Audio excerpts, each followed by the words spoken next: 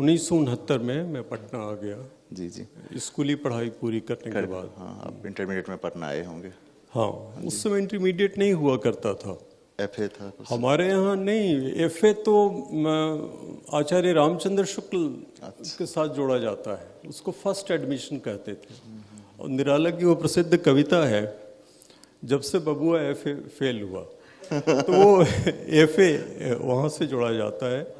पढ़ाई के साथ ऐसा है कि भारत में इतने नाम बदले हैं, ये जिसको हम मैट्रिक कहते हैं, उसके बाद बीए के बीच का जो अंतराल है, इसको लेके एफए हुआ, फिर सीधे वो हम 11वीं में जाते थे तो उसको प्री यूनिवर्सिटी फिर कहा गया, फिर वो आईए या आईएससी कहा गया, फिर +2 कहा गया। इतने प्रयोग क्यों हुए ये मुझको अभी भी समझ में नहीं आता है। शायद यहाँ के जो विद्वान हैं उनको पता ही नहीं कि इस पढ़ाई कहाँ से शुरू होती हो सकता है सर। तो इसलिए उस हमारे समय वो इंटरमीडिएट नहीं था, प्री यूनिवर्सिटी कहते थे। और उस समय पटना शहर में फंडेश्वर नाथ रेणु, दिनकर, नागार्जुन ये सब थे, तो कभी आपका ऐसा संयोग बनता था कि आप लोगों से मिलते थे, क्योंकि आप बहुत नए यंग स्टूडेंट थे उस समय में, तो कैसा अनुभव था उस कभी मिले होंगे? मिलने का तो सवाल नहीं था, ये बहुत बड़े लोग थे। और दिनकर को मैंने पहली बार देखा पटना मार्केट में, मैं जा रहा था, घुस रहा था, गेट करके कुछ नहीं था, फाटक नहीं था, बस एक जगह थी, और अचानक मैंने देखा कि लोग किनारे हो रहे हैं। तब मैंने देखा कि सामने से कोई आ रहा है, सफ़ेद पायजामा कुर्ता और छड़ी। मैं फोटो से पहचान गया, मैं दिनकर थे। तो दिनकर जी को ऐसे मैंने देखा पहली बार, और ये देखा कि लोग किनारे हो गए, उनके लिए रास्ता बनाया। ये बहुत ही दुर्लभ बात, रेयर ओकेजन है। और रेणु जी को भी बस देखा था। ये इतने बड़े लोग थे, इनसे मिलने का सवाल नहीं था। मिलना तो आप जैसे हम लोग मिल रहे हैं, तो रेणु जी को भी बस देखा था। और एक बार होली में मैं अपने कुछ ऐसे ही मनचले दोस्तों के साथ उनके यहाँ चला गया था, और उन्होंने सबको मिठाइयाँ और पुआ खिलाया था, बस इतना याद है। ये तो बहुत अच्छी मेमोरी है सर आपकी। हाँ, और नागार्जुन के साथ मिलना हुआ डरते डरते, लेकिन जब थोड़ा ढीठ हो गया तो रिक्शे पर वो जा रहे थे, मैंने प्रणाम किया तो उन्होंने रिक्शा रोका, मुझको बिठा लिया। और उतनी ही दूर में मैंने अपनी चपलता में उनसे पूछा कि अच्छा बाबा, ये बताइए कि मुझको कौन सी 10 किताबें संस्कृत की पढ़नी चाहिए। अब ये वो खुश हुए या क्या मैं नहीं कह सकता, लेकिन उन्होंने 10 किताबें बताई, जो मैंने घर आके वो सूची बनाई, और उसमें अश्वघोष का बुद्ध चरित भी था। उसके बारे में उन्होंने एक खास बात ये कही कि सूर्य नारायण चौधरी ने जो अनुवाद किया है वो लेना, और उसके आखिर में जो अंश हैं वो संस्कृत से हिंदी में लाए गए हैं, लेकिन वो संस्कृत में मूल नहीं है। मूल चीनी में थे, या चीनी से आए, मूल तो संस्कृत ही रहा होगा, लेकिन चीनी से आए, चीनी से फिर तिब्बती में आए, तिब्बती से फिर संस्कृत में आए, फिर वो हिंदी में लाए गए। तो इस तरह बुद्ध चरित्र का पूरा को प्राप्त किया गया। तो नागार्जुन के थैंक यू सर। आप अंग्रेजी साहित्य के छात्र रहे हैं, फिर आपने हिंदी में लिखने का कब सोचा?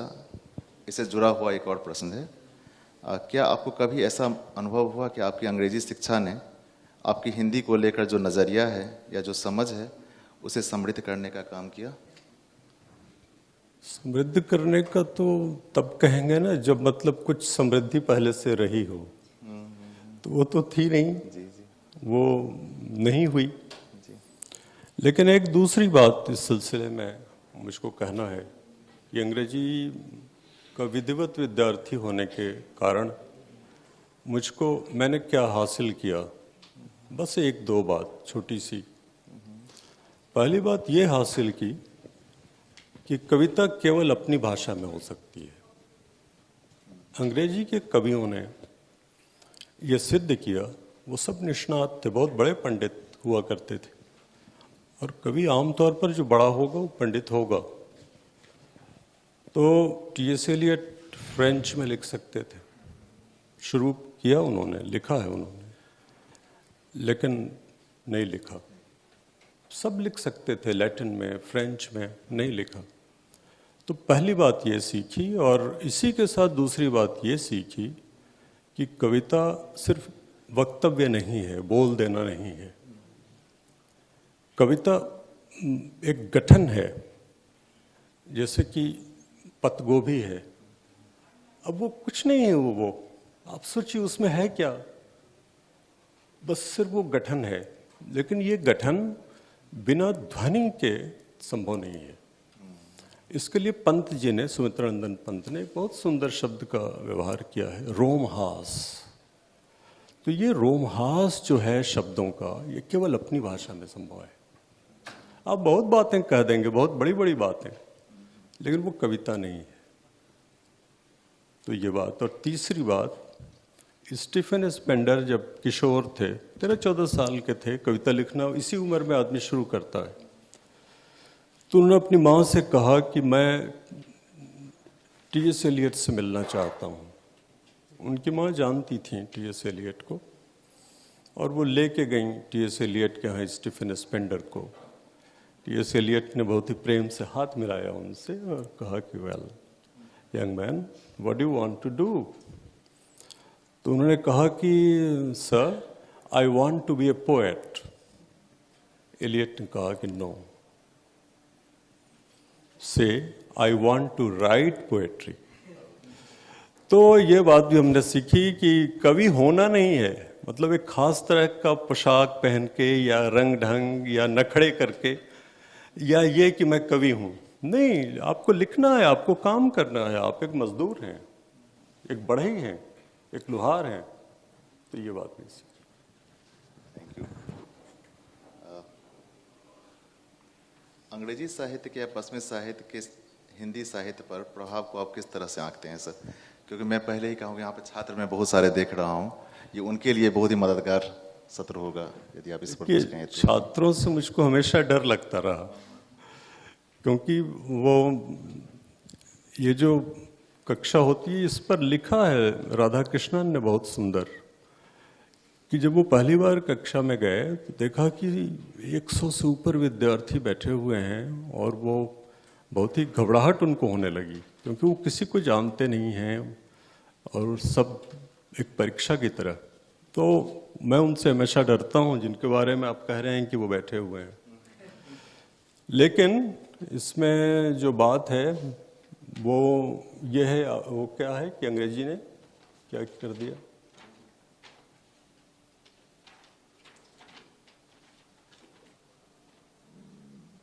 अंग्रेजी साहित्य के या पश्चिमी साहित्य के हिंदी साहित्य पर प्रभाव वो आप कैसे देखते हैं या कैसे आंकते हैं? देखिए, इसमें क्या है कि हिंदी ही नहीं, सभी भारतीय, यहाँ शिव प्रकाश जी बैठे हुए हैं जो कन्नड़ के कवि हैं और इस देश के बड़े कवियों में हैं, और अंग्रेजी के भी उतने ही बड़े विद्वान हैं और कई भाषाओं के हैं। तो वो तस्दीक करेंगे कि शुरू में अंग्रेजी का प्रभाव हिंदी पर और भारतीय भाषाओं पर बहुत था। यहाँ तक कि जो आंदोलन भी हुए, जैसे अब रविन्द्रनाथ ठाकुर से ही लें, रोमेंटिसिज्म का आंदोलन, स्वच्छंदतावाद और छायावाद का, वो, उसके बाद प्रयोगवाद का हिंदी में, प्रगतिवाद का, ये सब पर अंग्रेजी का प्रभाव रहा। लेकिन पिछले 50 वर्षों में मोटा मोटी हिंदी पर कोई प्रभाव अंग्रेजी कविता का नहीं है। संबंध है, लेकिन बराबरी का संबंध है।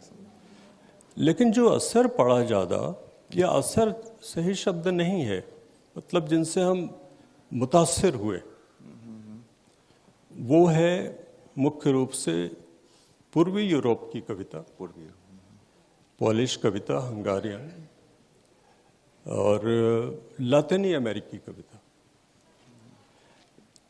इन दोनों का से ज़्यादा संबंध गहरा हुआ। इनके सीधे अनुवाद भी हिंदी में आने लगे, लेकिन अभी भी जो एशियाई कविता है, यहाँ तक कि हमारे आसपास की, जैसे श्रीलंका की या भूटान की, नेपाल की तो फिर भी आ जाती है, तो इनकी या म्यांमार की, म्यांमार की या इनकी कविताओं से हम कम अभी भी परिचित हैं। परिचित हैं। सर, अपनी पहली कविता संग्रह अपनी केवल धार के बारे में बताएं कुछ। आप पानी पी लीजिए। वो तो उसका क्या बताना, वो तो आ गई है, आगे ठीक है, ठीक है। मैथिली, भोजपुरी और मगही का हिंदी के साथ जो संबंध है, जो कि आप बिहार में लंबे मतलब पटना में लंबे समय से रहे हैं, पटना तीनों भाषाओं का एक तरह से केंद्र स्थली है, उस संबंध को आप कैसे देखते हैं, थोड़ा विस्तार से भाई? अभी जब नचिकेता जी, मैंने उदय नारायण सिंह जी कविता पढ़ रहे थे, उसके बाद संगीता जी ने कहा कि कितना अच्छा है, कितनी लोच है, और हिंदी में, ये हिंदी वास्तव में खड़ी भाषा है, खड़ी बोली है, और इसमें बहुत ही कर्वेचर उन्होंने शब्द का व्यवहार किया, ये बनाने में मुश्किल आती है। तो ये तीन भाषाएं जो हैं, मगही, भोजपुरी और मैथिली, इनके साथ मेरा पारिवारिक संबंध है। वो ये है कि मेरी माँ की भाषा मगही, यानी मेरी मातृभाषा मगही हुई, पिता की भाषा भोजपुरी, तो वो पितृभाषा हुई, और पत्नी की भाषा मैथिली, अच्छा, तो वो भारिया भाषा हुई। तो मुझको याद है, मेरी माँ हमेशा अपनी ही भाषा बोलती रही, कभी उन्होंने भोजपुरी नहीं सीखी, मगही बिल्कुल। बोलती हाँ, रही। हमारी समझ से ये एक प्रतिरोध भी था और अपने को बचाना भी था। तो ये जो भाषाएं हैं, इनकी सबसे बड़ी जो संपदा है वो है लोकगीत और लोक कथा, जो खड़ी बोली में नहीं है। खड़ी बोली की अपनी कोई लोक कथा नहीं है, बिल्कुल। खड़ी बोली की कोई लोकगीत नहीं है। तो आप किसी भी भाषा में लिखें, आपके पास अगर लोकगीत और लोक कथाएं नहीं हैं, जैसे भारतीय अंग्रेजी कविता जो है, उसकी कोई लोक कथा नहीं है, उसका भारतीय भाषाओं से कोई संबंध नहीं है, मिसिंग लिंक है वहाँ कोई पे। कोनोटेशन, सजेशन, ये एलिमेंट्स उसमें हो ही नहीं सकते, या कर्वेचर जो कहा संगीता जी ने। तो इन तीनों भाषाओं में जो मेरे पास इन तीनों भाषाओं के लोक गीतों और लोक कथाओं का एक छोटा मोटा संग्रह है, और अभी भी मुझको लगता है कि और छूटा हुआ है, लेकिन अद्भुत है। मैं सिर्फ एक वाक्य, चूंकि मगही से है, तो एक लोक कथा का पहला वाक्य मैं सिर्फ सुना रहा हूँ। एगो राजा हलन, वो बड़ी गरीब हलन। अभी मैं चकित रह गया, एक राजा था और वो बहुत गरीब था। तो ये कितनी दिलचस्प बात है, आप सोचिए। एक राजा था, एगो राजा हलन, वो बड़ी गरीब हलन। एक राजा था, वो बहुत गरीब था। अब राजा भी था और गरीब भी था, ये सिर्फ लोक कथा में संभव है और नहीं। Thank you. आजकल क्या लिख रहे हैं सर? भाई आजकल क्या लिख रहे हैं, मतलब ये तो एक चलते रहने वाला काम है, 24 घंटे का। आप सोते भी हैं तो कुछ कुछ उसमें भी चलता है, और इसके लिए सबसे अच्छा अभी भी जो रूपक मिलता है, जो दुनिया भर में इस्तेमाल भी किया गया पहले भी जी। वो पेड़ का है। पेड़ हमेशा कुछ न कुछ करता है, कभी भी वो सोता नहीं है। जी जी जी। तो मैंने सोना उस अर्थ में कि वो निद्रित है, हाँ, प्रकाश ये संश्लेषण, होता जी, नहीं, जी, जी। तो हमेशा चलता है। कभी आत्मकथा लिखने का ख्याल आया है हाल फिलहाल में? भाई अखिलेश यहाँ बैठे हैं, तद्भव में 5 किस्तों में उन्होंने छापी हैं, अच्छा अच्छा अच्छा। और वो किताब की शक्ल में इसलिए नहीं आ रहा है इसलिए हाँ हाँ हाँ। कि हो सकता है कि कुछ मुझको कोप भाजन बनना पड़े, अच्छा। तो अपने को बचाना भी जरूरी है थोड़ा, तो इसलिए। सर, जब हम आउटलुक के लिए इंटरव्यू कर रहे थे, आपको याद होगा, मैं चाह रहा हूँ यहाँ पे बहुत सारे हमारे विद्वान मित्र सब बैठे हुए हैं, हमने बात की थी कि शहरों का पे बहुत इन दोनों लिखने का जो चलन है भारत में भी शुरू हुआ है, और उसी क्रम में आपने बताया था कि जैसे ये इटालो कैल्विनो की किताब है इनविजिबल सिटीज़, और ओरहान पामो की किताब इस्तांबुल, और भारत में खुशवंत सिंह वगैरह सब लिखे। हाल में अलिफ ने चलाया था एक सिलसिला जैसे शहरों के इतिहास के बारे में, तो एक दिल्ली पे लिखी गई किताब कलकत्ता पे लिखी गई थी उसी क्रम में, और पटना पे भी लिखी थी अमिताभ कुमार ने। तो जो कि मतलब एक औसत दर्जे की किताब है पटना, और पटना का इतिहास या हिस्टोग्राफी, सोशल हिस्टोग्राफी ऐसी नहीं लिखी जा सकती थी। तो मैंने आपसे आग्रह किया था, चूँकि आप अंग्रेजी के विद्वान हैं, विधिवत विद्वान हैं, और लगातार पढ़ते रहे हैं, नई चीज़ें हमेशा पढ़ते रहे हैं, कि एक किताब पटना पर आप क्यों नहीं लिखना चाह रहे हैं, लिखना, और आपको लिखना चाहिए, और जिसकी व्यापक आवश्यकता है। पटना का एक बहुत शानदार इतिहास और बहुत कुछ रहा है उसके पास कहने के लिए, जो लार्जर ऑडियंस देश दुनिया में सभी जगह जाए। तो उसके बारे में सर आपने कुछ विचार किया? नहीं, पहले तो ये कि सर न कहिए वैसे भी मैं सेवानिवृत्त हो चुका 5 साल पहले, और वो मैं ये भी बहुत ही खौफनाक शब्द है। तो अब जहाँ तक शहर की बात है, तो शहर ही क्यों कहें, हम कोई जगह क्यों नहीं कहें? बिल्कुल बिल्कुल।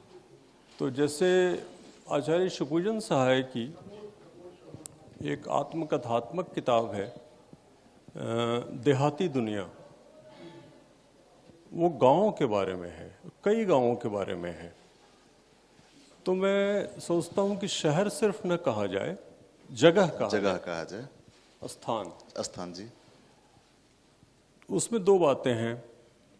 कविता में, हर कविता में कोई न कोई स्थान होता ही है। जैसे बद्री की कविता आपने सुनी, या यहाँ तक कि महुआ जी की भी जो कविता आपने सुनी, लग गया कि एक गांव सप्तग्राम ही है, लेकिन वो एक जगह हमेशा होती है, एक स्थान होता है, जिसको वो अंग्रेजी में लोकेल कहते हैं, लेकिन एक स्थानिकता होती है कविता की भी। अब जहाँ तक किसी जगह या शहर के बारे में लिखने का है, तो अब सारी किताबें इनविजिबल सिटीज़ जो कैल्विनो का है वैसी हो नहीं सकती। यहाँ तक कि जो इस्तांबुल है ओरहन पामुक का, वो भी इनविजिबल सिटीज़ के मुकाबले कहीं नहीं है। बिल्कुल, वो अद्भुत प्रयोग। लेकिन एक दिलचस्प किताब जो संस्कृत में है, अब फिर यहाँ विद्वान बैठे हैं, संस्कृत के विदुषी बैठी हैं, गुंदेचा जी, वो तो संस्कृत में ही काम करती हैं। तो मैंने हिंदी की तो कवि हैं, लेकिन संस्कृत, वो है एक श्रृंगार हाट है ना, है हाँ, श्रृंगार हाट। और एक और किताब है जिसका मैं नाम भूल रहा हूँ अभी, जो उस समय के शहर के बारे में है। और एक किताब मोती चंद्र की है, उस समय के शहरों के बारे में। अच्छा। उन्हीं की एक और किताब है सार्थवाह, जो अनेक शहरों से, नगरों से होते हुए, सरायों से जो रास्ता जाता था और उस पर चलने वाली जो गाड़ियाँ थीं, उनके बारे में सार्थवाह।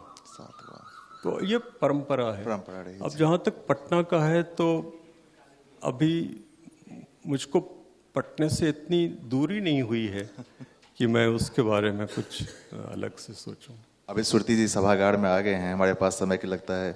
सुरती जी आ गए हैं। सुरती जी सभागार में आ गए हैं। अरे सुरती जी, आबिद सुरती जी जी, आदाब। नमस्कार भाई, ये तो मतलब क्या बात है। मैं तो बिना ढब्बू जी के बारे में सोचे कुछ रह ही नहीं सकता, और आपकी काली किताब मेरी बहुत ही प्रिय किताब है वो। तो भाई अब ये है कि अब एक धर्मयुग में जो निकलता था, वो बचपन का आप कह रहे हैं ना, मेरा बचपन बिना ढब्बू जी के नहीं है। तो वो क्या है कि डब्बू जी खड़े हैं एक पहाड़ में ऊपर, चोटी पर उनका बंगला है। अब वो देख रहे हैं कि एक डाकिया आ रहा है, ऐसे ऐसे ऐसे ऐसे ऐसे ऐसे। वो बहुत दुखी होते हैं। डाकिया चिट्ठी देता है, डब्बू जी कहते हैं कि भाई इतना परेशान होने की क्या बात थी, डाक से भिजवा दिया होता। तो ये है सर, अपने पसंद की कविता सुना दीजिए, और फिर इस तरह से हम इस कार्यक्रम का समापन करेंगे और अगले सत्र के लिए नहीं, अगर कोई बात कुछ हो, कोई टिप्पणी, कोई सवाल। हाँ, बिल्कुल बिल्कुल। हाँ, मैं अपने आप सभी से ये मंच ओपन है, यदि आप कुछ पूछना चाहें सर से, 2-3 प्रश्न हम ले सकते हैं। तो अपना नाम बताएं और सर के साथ सीधा संवाद करें। हाँ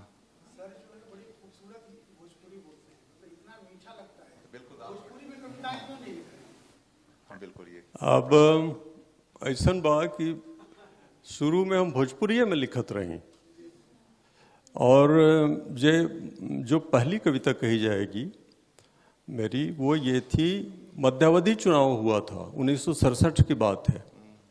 और तब मैंने एक कविता लिखी, परियार चुनाव के बाप रहे ऐसो बचवा आयल बा। मध्यावधि चुनाव मतलब बच्चा हुआ। तो इस तरह हुआ और कुछ और कविताएं लिखी और रेडियो पर पढ़ी भी, छपी भी कुछ। लेकिन उधर जो भोजपुरी कवि थे उन लोगों ने कोई ध्यान, कोई मतलब, तो इसलिए उधर गाड़ी आगे नहीं बढ़ी। लेकिन कभी भी, अब कभी कभी होता यह है कि आप बिल्कुल जीवन के अंत में उस भाषा की ओर लौटते हैं जो भाषा, जिस भाषा में आप पैदा हुए वास्तव में, चाहे वो मगही हो या भोजपुरी हो या मैथिली हो। और ऐसा फैज़ के साथ भी हुआ। उन्होंने आखिर में पंजाबी में कुछ कविताएं लिखी। नेरुदा ने भी अपनी मातृभाषा में कुछ कविताएं बिल्कुल आखिर में लिखी, जिसको कोई बहुत कम लोग बोलते थे। तो ऐसा भी होता है, तो शायद ऐसा हो। कोई और प्रश्न? हाँ जी, हाँ जी बिल्कुल जी। जैसे आपने कहा, आपकी जितनी भी, मैं कह रही थी कि आपका जो, जैसे आज मुझे पहली बार पता चला कि आप 3 लोक भाषाओं से या बोलियों से घिरे हैं। तो मैं हमेशा कहती हूँ कि जो गति और यति का जो आपका जो सेंस है वो तो और किसी पोएट में है ही नहीं, वो तो अद्भुत है। दूसरा ये कि जो हमारी लोक भाषा होती है या मातृभाषा होती है, उसमें अगर हम न भी लिखें, हिंदी में भी लिखना है तो वो आ जाती है किसी रूप में। तो मुझे हमेशा आपको जब मैं सुनती हूँ और आपका जो उच्चारण है तो मुझे उसी की याद आती है। तो वो कहीं उस अर्थ में कहीं जाती नहीं। जैसे मैं मनोहर श्याम जोशी जी की बात कर रही थी तो उनकी हिंदी में वो पहाड़ी है, वन है, या जैसे कृष्णा जी की जो हिंदी है उसमें पंजाबी अर्थ है। तो वैसे आपकी भी जो लेखन है उसमें वो सब आ ही जा रहा है। बहुत बहुत धन्यवाद आपका। मुझको बहुत अच्छा लगा ये सुन के। ये टिप्पणी वाकई बहुत समृद्ध करने वाली टिप्पणी बल है। मिला। सर ये आखिरी प्रश्न है, हाँ बिल्कुल आप संक्षेप में रखें। आपने ये कहा कि खड़ी बोली के पास कोई अपना लोक साहित्य नहीं। खड़ी बोली भी तो किसी लोक की ही बोली है। ऐसा कैसे हो सकता है कि उसके बाद लोक साहित्य? हाँ, ये एक बात है जो आप बहुत जरूरी बात कह रहे हैं। मेरठ की भाषा है तो मेरठ में ठीक, तो लोक साहित्य। सही। हाँ, देखिए जो खड़ी बोली हम आज बोलते हैं और बरतते हैं, उसमें कोई लोक साहित्य नहीं है या लोकगीत नहीं है।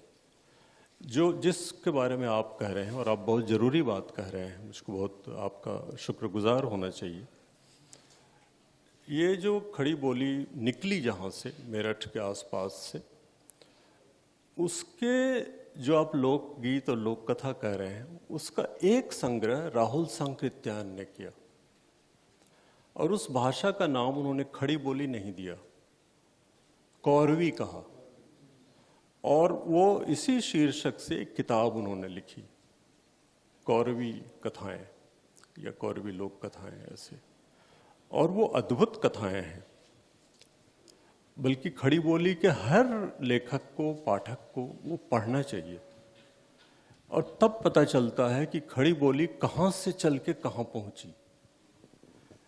लेकिन जो आज खड़ी बोली है उसका अपना, अब दूसरी बात है कि ऐसी हर भाषा के साथ होता है। खुद अंग्रेजी का अपना कुछ नहीं था, न है। सारे जो उनकी लोक कथाएं हैं वो अलग अलग डायलेक्ट्स हैं उसमें है, लेकिन हम वहाँ से लेते हैं। हमने सिर्फ ये कहा खड़ी बोली में काम करना कितना कठिन है ये बताने के लिए। ये अगर खड़ी बोली में मैथिलीशरण गुप्त ने कविता लिखी तो उनके वो लिखना बहुत ही कठिन था, रविन्द्रनाथ ठाकुर के मुकाबले ज़्यादा कठिन था। बस यही हम निवेदन, लेकिन बहुत अच्छी बात कही आप। जी तो सर हम बिल्कुल आखिरी चरण में है कार्यक्रम के, एक कविता सुना दीजिए। हाँ, एक कविता तो उसके बाद हम लोग इसलिए कि कविता का सत्र आगे भी है, आगे भी है, इसलिए जिसमें एक- हम लोग कविता पढ़ेंगे और सुनेंगे।